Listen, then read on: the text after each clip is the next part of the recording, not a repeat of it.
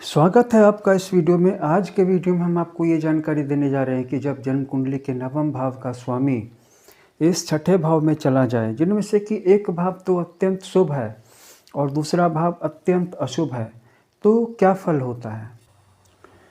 तो सबसे पहला जो फल मिलता है वो ये होता है कि जातक जब अपने दुश्मनों का सामना करता है, छठे भाव से दुश्मन देखे जाते हैं, तो अपनी 9th हाउस की धार्मिकता के कारण वह शत्रुओं के सामने अत्यंत नम्र हो जाता है, पोलाइट हो जाता है। न तो उनको चैलेंज करता है और न उनको धमकी देता है, न उनसे बहुत लड़ाई ठानता है। दूसरी बात, छठे भाव का दुष्प्रभाव आ जाता है कुछ।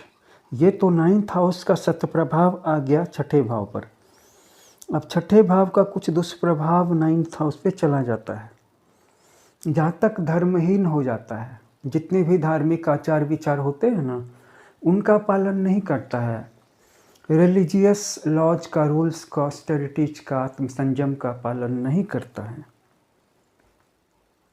इसके अलावा अत्यधिक कामोपभोग के कारण उसका शरीर अशक्त हो जाता है। कमज़ोर शरीर के कारण वह ज़्यादातर समय निद्रा तंद्रा में ही रहता है। हर समय चाहता है आराम करें, सोएं, ताकि उसे नींद से कुछ आराम मिल सके। आलसी हो जाता है।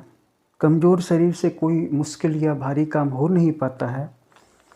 पड़ा रहना चाहता है नींद में, और उसकी जो कीर्ति होती है उसके कर्मों के कारण, उसके शिथिलता के कारण या उसके गलत कर्मों के कारण कीर्ति भी कलंकित हो जाती है। एक तो वो अपने प्रोग्रेस के लिए कुछ वर्थवाइल काम नहीं करता है, तरक्की नहीं करता है, आलसी होता है, निकम्मा होता है, कामचोर होता है। इसके कारण भी उसकी कीर्ति कलंकित हो जाती है। दूसरा, धर्महीन होने के कारण अगर कुछ करता भी है तो वो कार्य धर्म से इतने ज़्यादा दूर होते हैं कि इसके कारण भी उसे बहुत लज्जास्पद परिस्थितियों का सामना जीवन में करना पड़ता है। तो 9th हाउस के स्वामी का छठे हाउस में चला आना बहुत अच्छा योग नहीं है, जैसा कि हमने इस वीडियो में देखा। इसमें करीब करीब सारे फल अच्छे नहीं थे। शत्रुओं के सामने नम्र होने से वो हमें इसकी सजा देते हैं, इसके बदले में पुरस्कार नहीं देते हैं, क्योंकि वो समझ जाते हैं कि अब इसका साहस ख़त्म हो गया है, अब ये डर चुका है। तो ऐसा नहीं है कि आप शत्रुओं के सामने नम्र हो जाएंगे तो वो आपसे बदला लेना छोड़ देंगे। तब वो आपकी तरफ से निश्चिंत हो जाते हैं कि अब इसका कुछ भी बिगाड़ लो, या कुछ भी उखड़ नहीं पाएगा। और धर्महीन नहीं होना चाहिए, क्योंकि धर्मो रक्षति रक्षिता। जो भी धर्म की रक्षा करता है, धर्म उसकी रक्षा करता है। अगर आप बहुत ज़्यादा धार्मिक नियमों का पालन नहीं कर सकते तो कम से कम थोड़े ही नियमों का पालन कीजिए, लेकिन कुछ नियमों का पालन कीजिए। कुछ ऐसे नियम हैं जिनको कि ब्रीच मत कीजिए।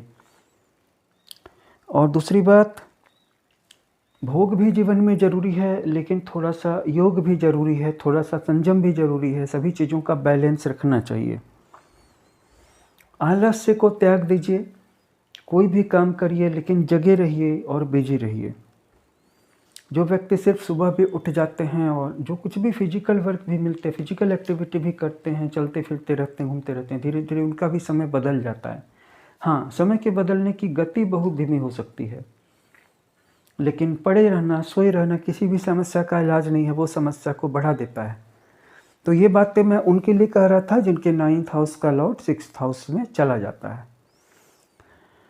अगर आप अपनी जन्म कुंडली का पूरा विश्लेषण करवाना चाहते हैं तो स्क्रीन और डिस्क्रिप्शन में हमारे व्हाट्सएप नंबर को नोट कर लें।